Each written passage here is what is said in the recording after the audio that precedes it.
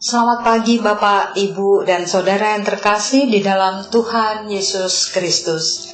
Pagi ini kita jumpa kembali di dalam Renungan Sapaan Iman Gereja Kristen Jawa Margoyudan. Nah, sebelum kita membaca dan merenungkan firman Tuhan, marilah kita berdoa, kita mohon pimpinan Tuhan. Kita berdoa. Bapa yang Maha Pengasih, kami mengucap syukur atas pimpinan dan penyertaan Bapa. Saat ini kami menyambut firman-Mu yang akan kami baca dan kami renungkan. Kami mohon ya Bapa, buka hati dan pikiran kami agar kami mengerti maksud firman Tuhan dan kami bisa melakukan di dalam kehidupan kami sehari-hari. Di dalam nama Tuhan Yesus kami berdoa dan mengucap syukur. Amin.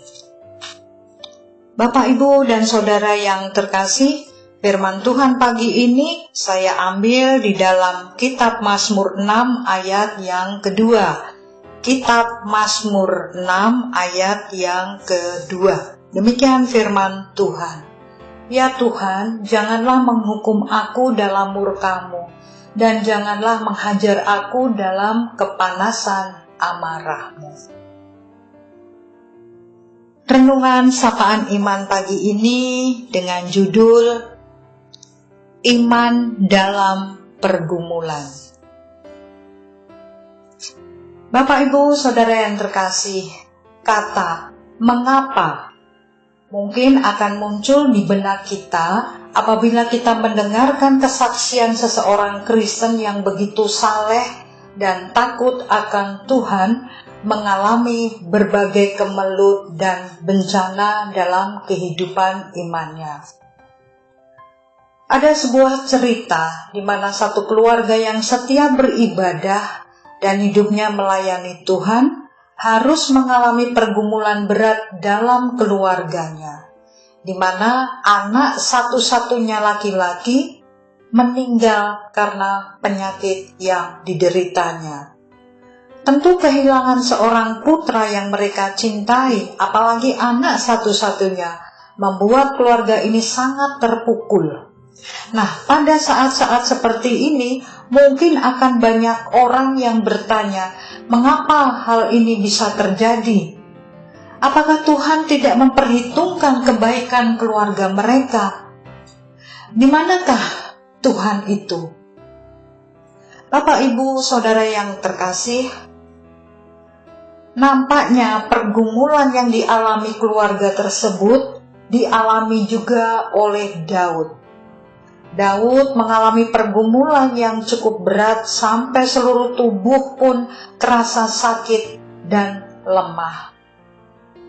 Maka di awal kitab Mazmur ini, Daud mengkaitkan penderitaan yang dialaminya dengan hukuman, murka, hajaran, dan amarah Tuhan. Sehingga Daud mengatakan, janganlah menghukum aku dalam murka-Mu. Dalam perjalanan kehidupan ini, kita sering bersikap seolah-olah Tuhan tidak lagi mendengar dan berpihak kepada kita. Kita sering menyalahkan Tuhan atas apa yang terjadi dalam kehidupan kita, tanpa mau melihat apa di balik rasa sakit yang kita alami. Tuhan bukan hanya mengizinkan penderitaan sebagai hukuman bagi yang berdosa, namun juga mengizinkan berbagai penderitaan dan pergumulan. Mewarnai kehidupan Kristen yang setia dan hidup takut akan Tuhan. Bapak, Ibu, Saudara yang terkasih, penghayatan makna pembentukan Tuhan di sini bukan dari kesuksesan dan kelancaran hidup yang senantiasa diwarnai dengan kesenangan. Justru sebaliknya, terlebih banyak kita belajar makna pembentukan Tuhan melalui berbagai pergumulan yang sering sekali membawa duka pada awalnya, namun membawa sukacita di hari kemenangan.